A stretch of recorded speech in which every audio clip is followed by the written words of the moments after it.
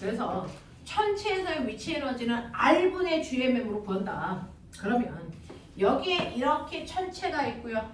여기에 물체가 있어. 그래서 천체 바닥으로부터 높이 R만큼 떨어져 있으니까 이 지점에서의 위치 에너지가 R분의 GMM이야.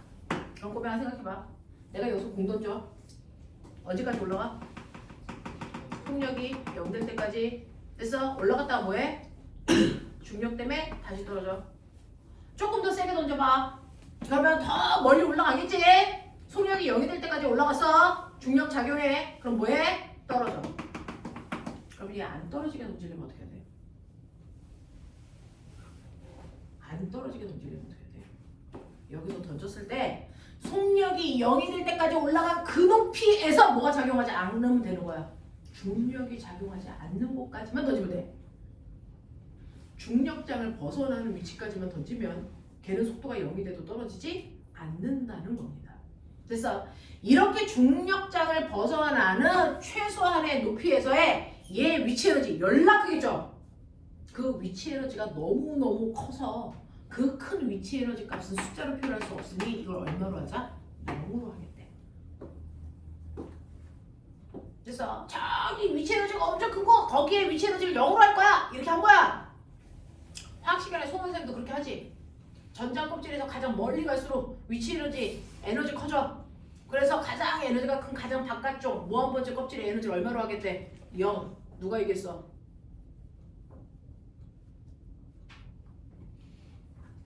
이 얘기 누가 했어? 보호가. 이 썩을 년들아. 그러면 그거보다 아래쪽 것들은 에너지를 뭘 가져야 돼? 마이너스 값을 가져야 돼. 그래서 전자 껍질의 에너지 값은 마이너스 값을 갖게 된 거야. 이거였잖아. 그것처럼 천체에서는 저기 무한대로 엄청나게 먼. 그래서 저 높이에서 천체의 위치의 에너지가 그래서 0이라고 표현해. 너무 높아서. 그러면 그거보다 아래쪽에 있잖아 대부분은. 그러면 그거보다 아래쪽에 있는 천체들의 위치 에너지는 얼마를 가져야 돼? 마이너스 위치 에너지를 가져. 그래서 천체들의 위치 에너지를 우리가 U라고 쓰고요. 됐죠? 네. 얘는 마이너스 값을 갖는다. 얼마만큼? R분의 GMM만큼 그래서 크기를 갖는다. 그래서 천체들의 위치 에너지 구하는 식은 R분의 GMM이에요. 되겠니? 그럼 천체들의 위치 에너지는 MGH를 안 구해요? 네, 그걸 구할 수가 없어요.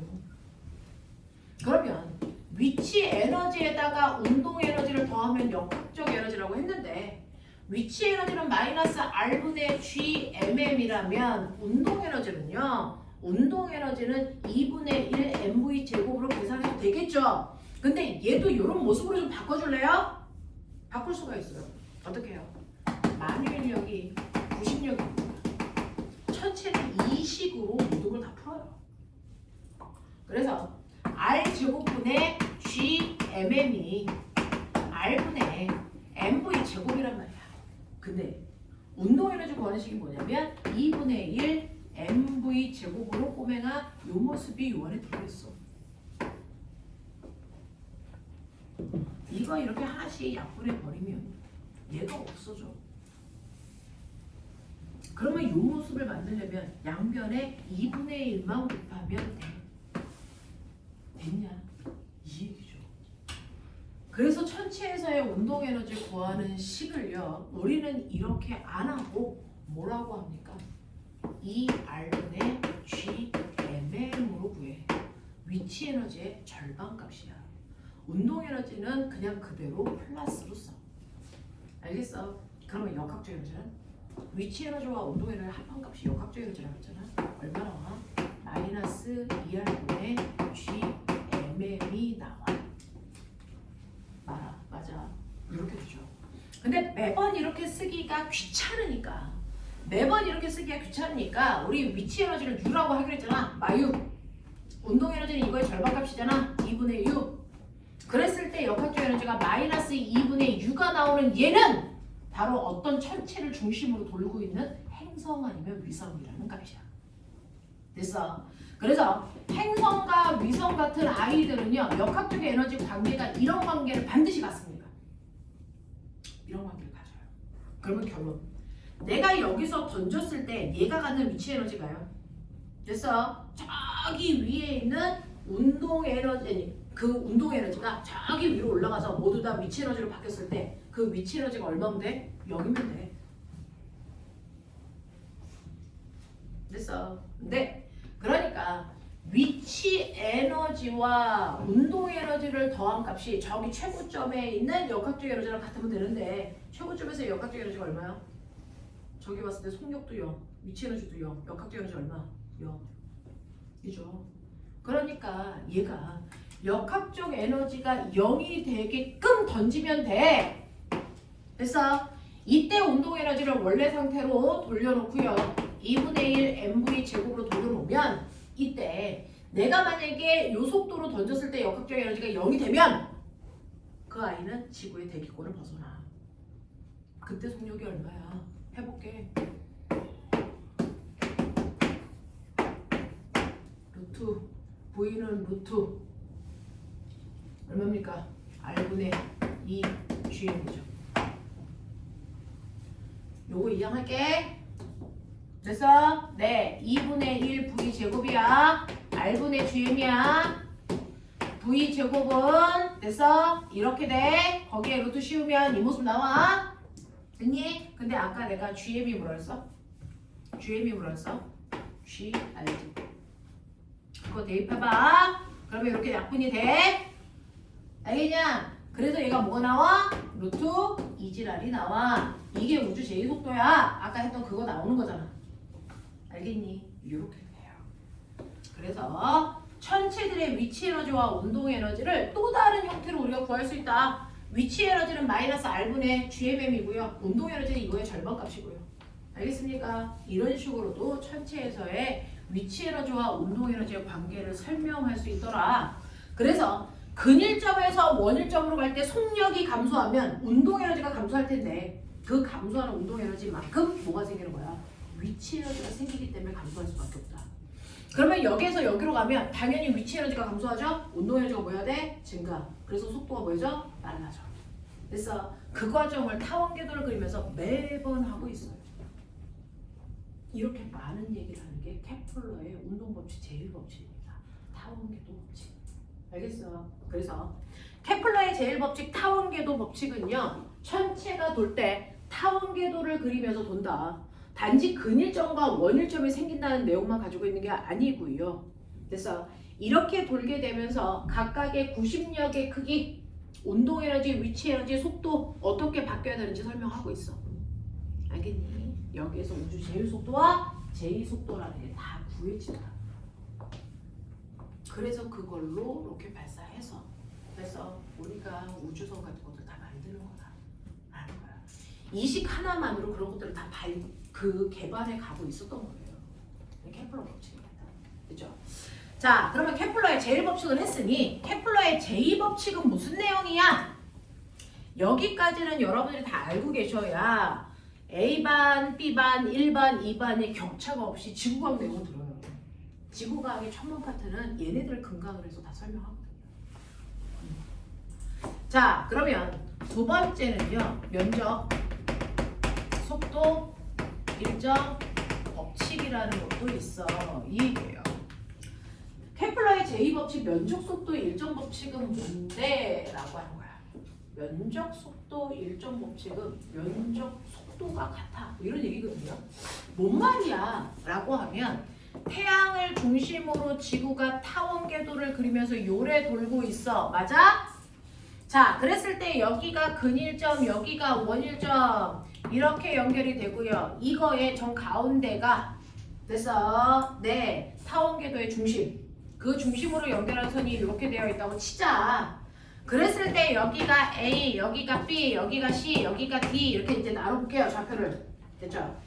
아까 우리가 배운 것처럼 근일점에서는 만유 인력이 크기 때문에 끌려가지 않기 위해서는 도는 속도도 빨라야 돼. 맞죠? 열나 빨리 돌아야 돼. 그래서 근일점에서의 속도는 빠르니까 너 한 달 동안 가봐! 그러면 이 새끼가 열나 빨리 돌아서 이만큼 와요. 맞아? 이만큼 온다고. 근데 원일점은 속도가 더럽게 느려. 코딱지만 해. 그러니까 똑같이 한 달 동안 가봐. 그래도 얘가 지나간 거리는 요거밖에 안 돼. 당연하죠. 속력이 다르니까. 됐어? 이동거리가 다를 수밖에 없어. 속력이 다르니까 이동거리가 달라서요. 같은 한 달이라는 시간 동안 가라 라고 했을 때 근일점은 속도가 빠르니까 많이 갔겠죠. 원일점은 속도가 느리니까 조금 갔겠죠. 다르네? 이걸로 끝나지 않았다고요. 케플러는. 왜? 친구가 없어. 할 일이 없어. 그래서 그 다음을 파고드는 거잖아요. 되게 과학자잖아요. 과학자 근성이 있어야 되거든요. 그러면 정말 다를까? 한 달이라는 같은 시간 동안에 운동했는데 뭐 똑같은 건 없어? 있대요. 그걸 찾아냈어요. 그게 뭡니까? 태양을 중심으로요. 그래서 한 달 동안에 태양을 중심으로 쓸고 지나간 부채꼴의 면적을 그리는 거야. 이거예요. 한 달이라는 시간 동안에 태양을 꼭지점으로 해서 부채꼴의 면적을 그립니다. 이 면적이에요. 이게 어떨까? 이게 같다. 됐어. S1의 면적하고요. S2의 면적이 정확하게 일치합니다. 오차 없습니다. 근일점과 원일점만 그래요? 아니야. 중간에 어디를 잡아도 상관없어. 똑같이 한 달 동안 가봐. 그러면 얘랑 한 달 동안 이만큼 가겠죠. 그랬을 때 이 면적이 얘네들이랑 또 같아요. 그래서 같은 시간 동안에 태양을 중심으로 쓸고 지나간 부채꼴의 면적이 어디나 같다라는 거야. 됐어? 그걸 뭐라 그런다? 면적, 속도, 일정, 법칙이라고 한다. 같은 시간 동안에 쓸고 지나간 면적은 똑같아. 라는 얘기예요. 같은 시간 동안에 쓸고 지나간 면적은 언제나 같다. 이게 면적, 속도, 일정, 법칙이야. 그렇다면 얘기 들었죠? 자, 해볼까요? 옛날에 지구과학 선택 비율이 3위였어요. 근데 요즘은 지구과학 선택 비율이 1위가 됐어요. 수능에서 고3 아이들이 과학을 선택해서 시험을 보는데 물화생지 중에 2과목을 선택해야 되는데 선택 1위가 지구과학입니다. 2위가 뭘 것 같아요? 너 같으면 뭐 하겠냐? 생물이래. 그 같은 마음을 가지고 있어요. 3위는 뭘 것 같냐? 과학이죠. 그 같은 마음을 모든 아이들이 가지고 있어. 한 번도 뺏기지 않은 4위가 누굴 것 같냐? 물리야, 물리. 됐어. 이거 넘사벽의 과목이니까 그죠? 근접하기 쉽지 않죠. 물리 선택하는 아이들은 누굴 것 같니? 영재고, 과고, 과중고 아이들이에요. 걔네들만 선택해요. 그래서 50점 만점에서요 1등급 나오는 컷이요. 다른 과목들은 47, 46 나와요. 그러니까 한 문제 정도 틀리면 1등급이야. 이런 건데 물리는 1등급 컷이 얼마 나오는지 아세요? 대다수가 50이야. 왜? 걔네들만의 리그야. 걔네들은 다 맞아. 그래요. 그래서 일반 아이들이 접근성이 좀 떨어지는 과목이죠. 근데 요즘은 지구과학이 1위인데 옛날엔 3위였단 말이야. 왜? 요즘에는 지구과학 1에 천문 파트가 다 빠졌죠. 그 천문 파트가 있을 때 물리와 똑같았거든요. 안 선택해요. 천문 파트 때문에. 옛날에는 이걸 지구과학도 똑같이 했단 말이죠. 근데 이게 빠지면서 지구과학 접근성이 되게 좋아졌죠. 천문이 약해지면서. 그래서 선택 확률이 높아지는데 그거를 물리에서는 물투에서 그대로 가지고 있어요. 그래서 옛날에 지구과학하고 물리하고 똑같은 시험범위였어요. 똑같았어요. 문제도 똑같고. 그래서 이런 거였어요. 자, 그래서 보시면 이렇게 케플러의 면적 속도 일정 법칙이라는 건 같은 시간 동안에 쓸고 지나간 면적이 같은데 내가 아까 그 4점 잡아놓은 거 기억나죠? 여기 태양 있는 거 보이시죠? 되겠어. 네, 그랬을 때 보면 생각해봐. 이제부터 머리야. A에서 B까지 가. A에서 B까지 가는데 걸리는 시간하고요. B에서 C까지 가. B에서 C까지 가는데 걸리는 시간하고요. 누가 더 길까요? 시간 비교해봐. 어느 쪽 시간이 더 많이 걸렸을까요?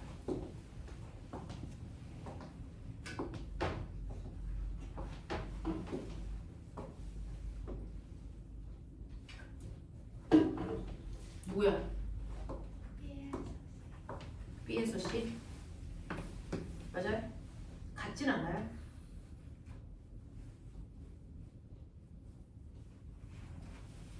얘가 더 클 수는 없어요?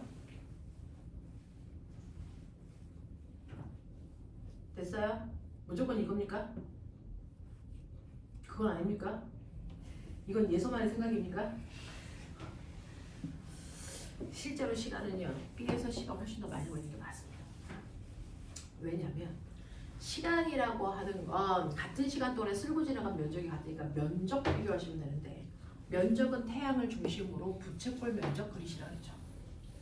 그러면 B에서 C까지의 면적은요, 이 타원 전체 면적 4분의 1보다 작습니다. 그죠? 자, 그런가 하면 B에서 C까지는 면적 이렇게 그려지죠. 얘는 4분의 1보다 큽니다. 케플러의 제2법칙인 면적 속도 일정 법칙의 특징이 뭐냐면 시간이라는 건 눈으로 보이지 않는 물리량인데요. 면적은 눈으로 보입니다. 그래서 눈으로 보이는 면적을 통해서 시간을 예측하는 거야. 이쪽 면적이 이쪽 면적보다 크네. 그러니까 여기서 여기까지 오는데 걸린 시간보다는 여기서 여기까지 가는데 걸린 시간이 더 커. 그러니까 눈에 보인다고요. 그래서 면적 속도 일정 법칙은 눈에 보이지 않는 시간을 면적으로 환산해서 눈에 보이게끔 만들어 놓는 거야. 알겠냐? 이게 면적 속도 일정 법칙이 가지고 있는 거죠. 그러면 얘가 한 바퀴 도는데 걸리는 주기를 t라고 하자. 그래서 한 바퀴 도는데 걸리는 시간 주기를 t라고 하자. 근데 여기서 여기까지 가는데 걸린 시간이 8분의 1t라고 치자.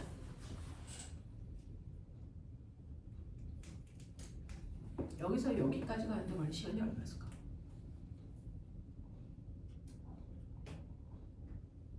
얼마였을까?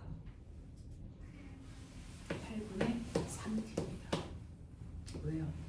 여기서부터 여기까지가 전체 면적의 절반이죠. 그러니까 걸린 시간도 절반이어야 되니까. 알겠어? 이런 식으로요. 머리 열나 좋은 사람이에요. 이렇게 하고. 눈에 보이지 않는 시간을 면적에 대입해서 생각할 수 있게끔 만들어 놨기 때문에 대단히 뭔가가 심플하게 해결됩니다. 자, 여기 이렇게 보시면요. 태양을 중심으로 타원궤도를 그리면서 도는데 근일점에서의 속도가 제일 빠르고 원일점에서의 속도가 제일 느려 그랬습니다. 그러니까 근일점에서는요 1초가 라고 해도 가겠죠. 원일점에서는 1초 동안 가 그럼 코딱지만 가겠죠. 됐어. 속도가 다르니까 가거리가 다르다 그래서 면적은 같은데. 됐어. 그러면 이걸 통해서요 나는 근일점에서 이 새끼 속도가 얼마야. 근일점과 원일점에서의 속도 비율이 몇 대 몇이야. 나 이거 구하고 싶어요. 어떻게 구할 수 있냐면 같은 시간 동안에 쓸고 지나간 면적이 같은데 시간을 최소화시키면요 얘가 쓸고 지나간 이 거리가요 그죠? 이렇게 면적을 그렸을 때 이 거리가 호가 아니고 형과 같아요. 그냥 직선이란 말이야. 최소값으로 하면 그러면 이 면적은 부채꼴이 아니고 뭐 삼각형 면적으로 봐도 돼. 내가 나중에 적분을 하면 정확하게 하겠죠. 근데 우리는 적분을 하지 않으니까 이걸 최소한으로 짧게 했을 때 됐어? 근사값을 비교해 보시는 거야. 요게 S1이야. 그러면 이쪽도 그 최소한의 시간 동안에 코딱지만큼 쓸고 지나갔으니까 요 넓이도 삼각형의 넓이에 해당되는 값을 가질 거야. 그쵸? 이 넓이를 S2라고 해. 근데 S1과 S2의 면적은 같아야 돼. 납득이 되니? 오케이. 같아야 됩니다. 자, 그랬을 때 보시면 삼각형의 넓이니까 2분의 1 곱하기 밑변 곱하기 높이잖아요. 이때 밑변의 이 길이 어떻게 구할까요? 이 길이요. 속력 곱하기 시간이요. 됐어? 속력 곱하기 시간이요. 그래서 V 근 T 이게 밑변이고요. 높이는요. 이 거리가 최소한이니까 이 근일점까지의 반지름의 거리를 높이로 놔도 무방해요. 됐어? 그래서 R근 이렇게 보인다는 거야. 이게 삼각형 넓이야. 이쪽 삼각형 넓이 똑같이 하시면 되겠죠? 2분의 1 V1 T의 R1이야 이렇게 한다고. 넓이가 같으니까 당연히 2분의 1 T, 2분의 1 T 약분돼서 없어져요. 그러면 V 근일점 R 근일점의 값이 V 원일점 R 원일점의 값이랑 같다 이 얘기잖아요. 그랬을 때 태양을 중심으로 한 원일점과 근일점 사이의 거리 비율이 1대 3이라면 속력 비율이 얼마라는 거야? 3대 1이라는 나오잖아. 그래서 타원 궤도를 그리면서 돌고 있는 천체에서의 속력 비율은 거리 비율로 계산하면 된다. 됐어. 거리 비율의 역수가 속력 비율이다. 거리 비율의 역수가 속력 비율입니다.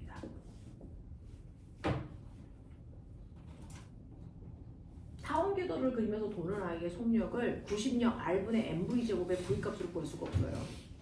그래서 네, 걔는 등속 원운동할 때 속력 구하는 식이니까 얘는 원운동이 아니고 타원 궤도잖아요.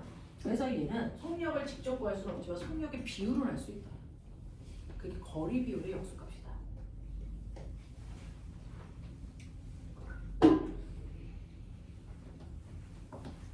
이게 면적 속도 일정 법칙에서 하고 싶었던 얘기입니다. 눈에 보이는 면적이 눈에 보이지 않는 시간을 대신할 수 있다. 됐죠? 네. 그리고 태양으로부터 떨어져 있는 거리 비율의 역수가 돌고 있는 속력 비율이다. 이런 얘기를 하고 있는 게 바로 케플러의 제2법칙입니다. 자, 그렇다면 이제 마지막 케플러의 제3법칙은 뭔데? 라고 하는 겁니다. 자, 세 번째 케플러의 제3법칙 조화법칙이요. 이거거든요. 케플러의 제3법칙 조화법칙이라고 하는 아이는요. 그동안은 태양을 중심으로 나 혼자 돌고 있는 지구에 대한 얘기만 했어. 근데 사실은 태양계 안에는 지구만 돌고 있는 게 아니고 안쪽을 돌고 있는 수, 금도 있고요. 지구의 반대쪽을 돌고 있는 화, 목, 토, 철에도 있단 말이야. 그러면 태양계 안에 이렇게 8개의 행성이 있는데 이 8개의 행성들 안에서의 규칙성은 없어? 이거예요. 나 혼자의 특징 말고 그 전체의 특징은 없어? 라고 하는 겁니다. 전체들의 특징을 조사한 게 제3법칙 조화법칙인데 사실은 얘네들의 규칙성이 있다라는 거야. 그게 되게 조화롭다는 얘기야. 이런 얘기야. 그럼 뭘 얘기하는 거냐면 태양을 중심으로 지구가 공전할 때 공전 반지름이 1이야. 그래서 공전 반지름 1을 중심으로 이렇게 지구가 한 바퀴 돌아서 올 때 1년 걸렸어. 근데 지구보다 안쪽 궤도를 돌고 있는 수성은 훨씬 더 가까이 돌기 때문에 한 바퀴 도는데 시간이 되게 짧게 걸려요. 대략 한 70일에서 80일 사이가 걸려요. 그러면 80일이라고 치면 80일에 한 살씩 먹는다는 뜻이야. 그렇죠? 얘는 80일이 1년이야. 우리는 365일이 1년인데 이런 얘기야. 그런가 하면 극단적으로 표현하면 저기 뒤에 있는 해왕성은요. 열날 넘게 엄청 멀리 돌아서 제자리로 오기 때문에 한 바퀴 도는데 시간이 많이 걸릴 거라는 건 우리가 예측합니다. 얼마나 많이 걸릴까? 지구 시간으로 100년 넘게 걸립니다. 지구 시간으로 100년이 넘게 걸립니다. 한 바퀴 돌아서 오는데. 그게 해왕성의 공전주기야. 그래서 그러니까 얘는 100년에 한 살 먹어. 여기 가면. 알겠냐? 이런 얘기죠. 그러면 먼 거리를 도니까 한 바퀴 도는데 많은 시간이 걸려. 좀 작은 거리를 도니까 한 바퀴를 빨리 돌아. 그래서 공전주기는 태양으로부터 떨어져 있는 거리에 따라서 공전주기는 결정돼. 그러면 공전 반지름과 공전 주기 사이에 관계가 있네. 어떤 관계가 있을까? 그걸 증명한 게 케플러고요. 결론은 R 세제곱이 T 제곱에 비례해야 한다는 겁니다. 공전 반지름의 세제곱 값이 공전 주기의 제곱이랑 정확하게 비례합니다. 예를 들어 지구는 공전 반지름이 1년이잖아요. 공전 반지름이 1이라서 공전 주기가 1년이야. 근데 지구에 비해서 공전 반지름이 2배 길다면 공전 주기는 얼마? 지구의 공전 주기의 1루트 2배예요.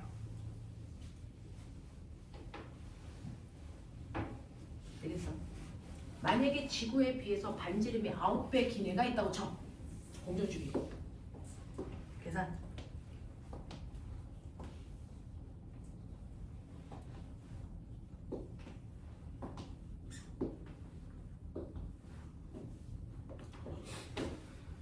배니까 9배의 세제곱 9 곱하기 9 곱하기 9 맞아?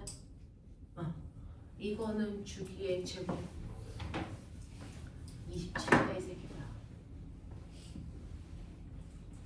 알겠어? 네. 그래서 지구에 비해서 공전 주기를 27배 길겠네 이런 얘기야. 알겠냐? 네. 공전 반지름 4배 길어. 해. 공전주기 8 나오냐? 이런 얘기죠. 자, 그래서 실제로 공전 반지름과 공전 주기 사이에 R 세제곱이 T 제곱이랑 비례 관계가 있다라는 걸 알아내는 게 조합 법칙이야. 무슨 말인지 알겠어? 오케이. 자, 그러면 이런 식으로 해서 그 당시만 하더라도요. 엄청나게 옛날이니까. 이 당시에 인공위성 같은 거 없었거든요. 그런 거 없이도 천체들의 온도가 이렇게나 정확하게 이 사람의 처음에 의도는 태양계 안에 있는 8개의 행성의 온도를 설명하려고 했지만 이거 우주 전체에 있는 모든 행성과 위성이 이렇게 움직입니다. 그렇죠? 그래서 우주 전체의 온도를 규명했단 말이야. 그래서 엄청나게 센세이션을 일으키면서요. 규명했던 사람이에요. 그런데 그 옆집에 소심한 샘쟁이가 살고 있었죠. 열등감 덩어리. 샘쟁이. 이름이 누굴까요? 뉴턴입니다. 뉴턴이요. 자기도 똑같이 열심히 하고 있는데 자기는 업적이 없는데 얘는요 전 세계적으로 유명한 사람이 됐어. 케플러가. 그래서 샘쟁이가 저 새끼 갑자기 저런 걸 발표하는 거 이상해. 저 중에 사기가 있을 수도 있어. 혹시 잘못된 거 없을까? 그래서 혼자 방에 가서 그 방에 들어가서요. 케플러가 얘기한 제1법칙, 제2법칙, 제3법칙 중에 오류가 없나를 검증하기 시작하는 거야. 저 새끼의 오류를 내가 밝혀낼 거야. 이런 식으로. 됐어. 자, 그래서 오류가 없나 검증을 하다가 얻어걸린 법칙이 마르밀리오 법칙입니다. 그래서 지금 우리는 케플러의 됐어? 저 세 가지 법칙은 몰라도 뉴턴의 마르밀리오 법칙은 알잖아요. 됐어? 뉴턴의 마르밀리오 법칙이요. 사실은 조화 법칙을 증명하는 과정에 얻어걸린 법칙이야. 해볼게요. 조화 법칙은 이렇게 떨어져 있는 거리의 세제곱이 됐어? 공전주기의 제곱이랑 비례한다라고 하는 거거든요. 이걸 증명하는 와중에서 마누일력 법칙이라는 게 나왔는데 우리는 거꾸로 가자. 마누일력 법칙을 통해서 조화 법칙을 유도해 볼게. 그게 더 쉬워서요. 됐어? 해볼게요. 자, 실제로요. 천체 사이에는 서로 잡아당기는 마누인력이 작용해요. 그 마누인력이 돌고 있는 천체에 뭐가 됩니까? 구십력이 됩니다. 맞아. mr 오메가 제곱. 그랬을 때 오메가가 뭐예요? 주기분의 2파이니까 제곱이니까 t 제곱분의 4파이 제곱. 맞습니까? 이거죠. 자, 이 i를 나는 t로 정리해 볼게요. 됐어? t로 정리해 볼게요. 그러면 어떤 일이 발생합니까? t의 제곱은 gm분의 4파이 제곱 r 세제곱으로 정리가 됩니다. 맞냐? 이렇게 되죠? 그랬을 때 gm 변하지 않는 상수값이에요. 그죠? 4파이 제곱도 변하지 않는 상수값이죠. 그래서 얘네들을 비례상수 k로 표현하면 무슨 말입니까? 공전 주기의 제곱이 장반경의 세제곱과 뭐한다? 비례한다. 이게 나온 거야. 그래서 이걸 증명하는 와중에서요. 얘는 이거를 끌고 거꾸로 올라가는 거죠. 거꾸로 올라가다 보니 90력과 같은 크기에 해당되는 힘이 질량에 의해서 만들어지는 힘이 생긴다는 걸 알게 된 거야. 어떤 질량이 힘을 만드네. 됐어? 그래서 그동안의 힘이라는 건 전기력, 자기력 이런 것들이 힘이고 됐어? 그렇다고 했는데 질량만으로도 어떤 특정한 힘이라는 걸 만들어낼 수 있다. 그 힘을 뭐라고 하겠다? 나는 마늘력이라고 하겠다. 알려버린 거죠. 됐어? 그래서 사과가 지구를 향해서 떨어지는 거 지구와 사과 사이에 작용하는 만유인력 때문이야. 이렇게 설명한 겁니다. 됐죠? 그래서 만유인력 구하는 것이 R제곱분의 GMM이라는 게 케플러의 조화 법칙을 증명하는 과정에서 얻어걸린 거다. 알겠습니까? 이렇게 됩니다. 이렇게 됩니다. 그래서 여기까지가 여러분들이 물토하고의 내용의 차이점이었어요. 자, 이 케플러 법칙에 해당되는 문제들이 거기 살짝 나와 있어요. 뭐가 나와 있냐면 여러분들이 가지고 있는 8번 문제. 됐어. 자, 우리 8번하고 9번 해보죠. 시간이 10분 정도밖에 없어서 8번하고 9번 해보죠.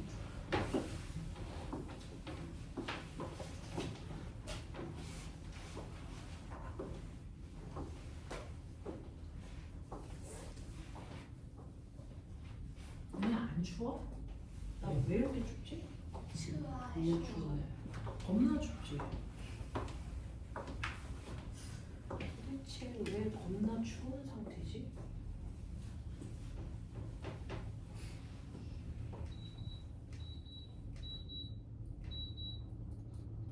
바람의 세기를 겁나 줄여놨잖아요.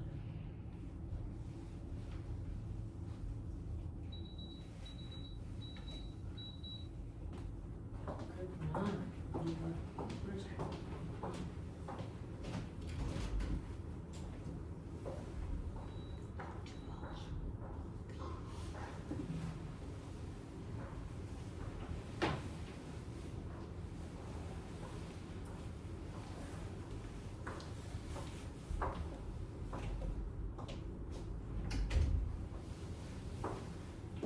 그냥 따뜻하게 해보자.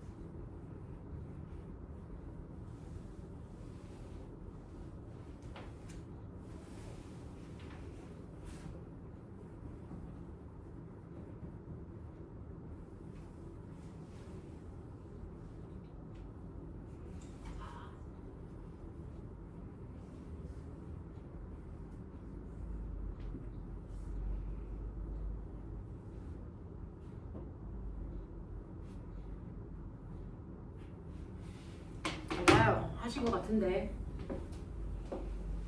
켈플러의 법칙을 이용한 설명으로 만든 걸 찾아보세요. 뭐 이제 그런 얘기예요. 자, 그 중에서 행성으로부터 태양까지 거리가 지금의 2배가 되면 공전 주기는 현재의 몇 배가 되겠습니까? 그랬죠? 자, 거리가 지금보다 2배 멀어지면 공전 주기는 몇 배 길어져요? 이게 2배가 되면 공전주기는 2루트 2배. 맞습니까? 네, 조합 없이 물어본 겁니다. 자, 두 번째. 목성의 공전주기는 12년 2다. 목성과 태양 사이의 거리는 지구와 태양 사이의 거리의 몇 배이겠습니까? 라고 하는 거죠. 지구의 공전주기는 1인데 목성의 공전주기가 12야. 그래서 지구에 비해서 떨어져 있는 거리가 몇 배 길어? 열나 이상한 숫자 나왔죠? 몇 배 길어요? 이렇게 나오죠? 네, 이렇게 나옵니다. 자, 그 다음에 여러분들 보시면 9번 갈게요. 그림은 지구 주위와 지구 내부의 중력가 속도를 알아보는 건데요. 우리가 이제 중력가 속도 알아보는 실험을 했었어요. 그쵸? 네. 자, 1번. 지구 표면으로부터 지구 반지름의 자, 2분의 1의 높이에 있는 점의 중력가 속도는 지표면에서의 중력가 속도에 얼마이겠습니까? 뭐 이런 얘기들이야. 됐죠? 우린 그동안 땅바닥에 있다라는 전제 조건 하에 중력가 속도를 구했는데 땅바닥이 아니고요. 지구의 반지름에 비해서 2분의 1 높은 곳에 가 있대요. 그럼 중력가 속도 어떻게 측정될까? 해봐.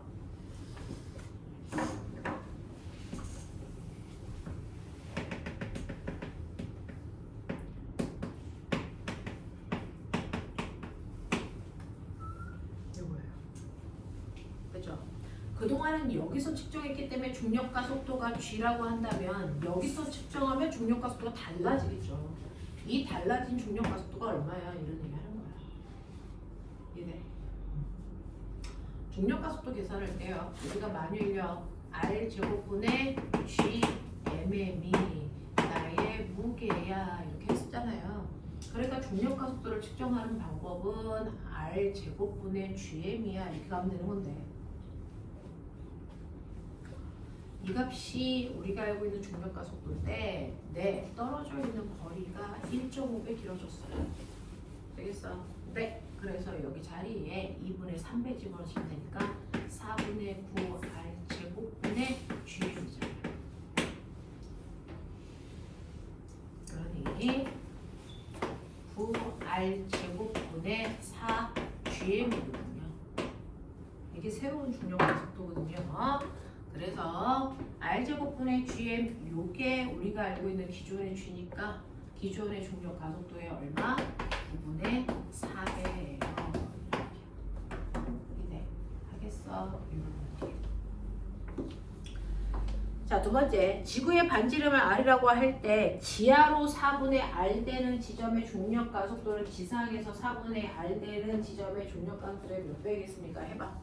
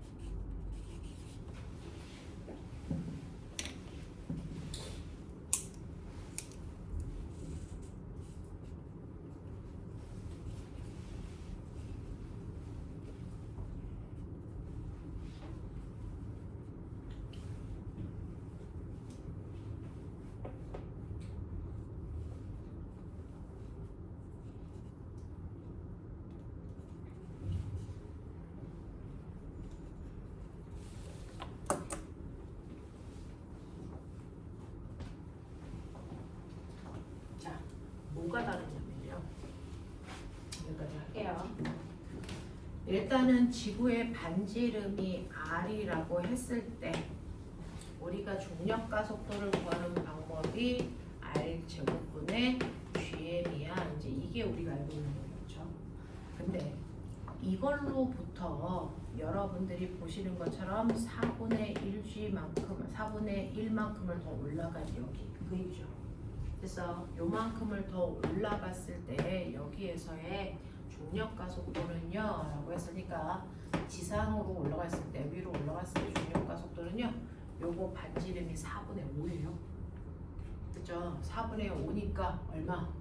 4분의 5니까 16분의 25. 그래서 그러면 25r 제곱분의 16g인가요? 이렇게 되는 거죠. 그러니까 원래 값보다 얼마만큼 커져요? 위로 올라가면 25분의 16g만큼 작아지는 거죠. 그렇죠? 또 보고서 올라갔으니까. 그러면 이제 땅 속으로 들어가요. 요게 이제 골 때려요.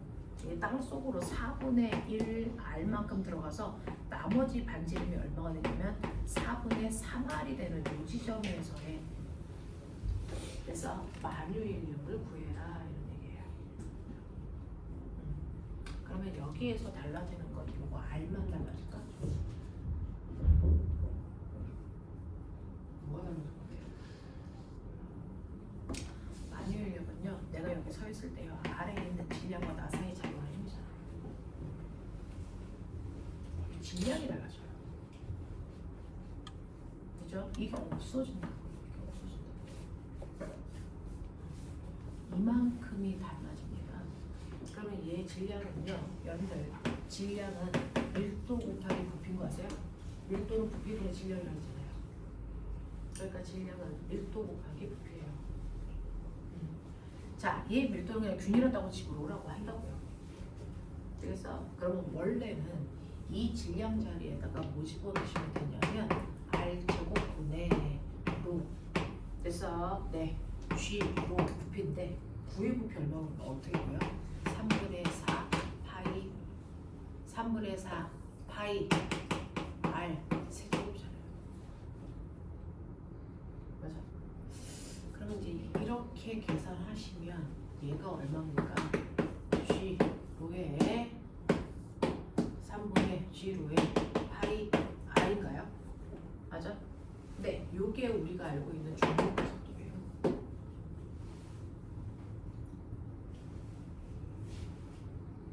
그래서 다시 쓰면 이런 모습이 나와. 근데 얘 동일하고요. 얘도 동일하고 얘도 동일한데 반지름의 크기가 지금 현재 얼마가 돼요? 4분의 3이 돼요. 그래서 그러면 4분의 3이 되니까 이 값이 얼마가 되니? 4분의 1이 되나요?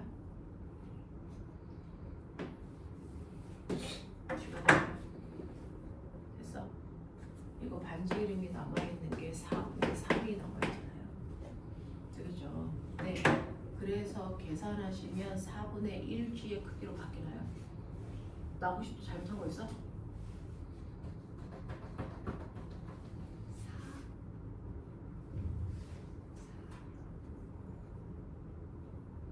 맞아? 중력가속도 정의하면 이 모습이니까 반지름이 4분의 3만 남으면 그래서 네, 이 값이 얼마가 되냐면 이 값이 4분의 1 g 로 파이 r이 돼요. 그래서 네, 그러면 이건 기존의 중력가속도의 몇 배야? 기존의 중력가속도의 몇 배야? 기존의 중력가속도는 이 모습이어야 되거든. 얘가 이렇게 됐어. 이게 G면 이건 몇 G야? 4분의 3G인가요?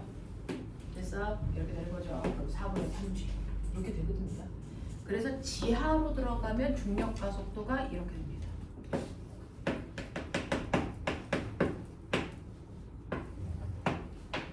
되겠어? 이렇게 바뀐다. 지상일 때 중력가속도, 지하일 때 중력가속도. 이해돼? 하겠어? 네! 그래서 몇 배인지 계산하시면 됩니다. 되냐? 네, 여기까지 하죠. 자, 요 파트에 해당되는 문제는 다 풀어오는 거 숙제. 네, 여기까지 하겠습니다. 하겠습니다.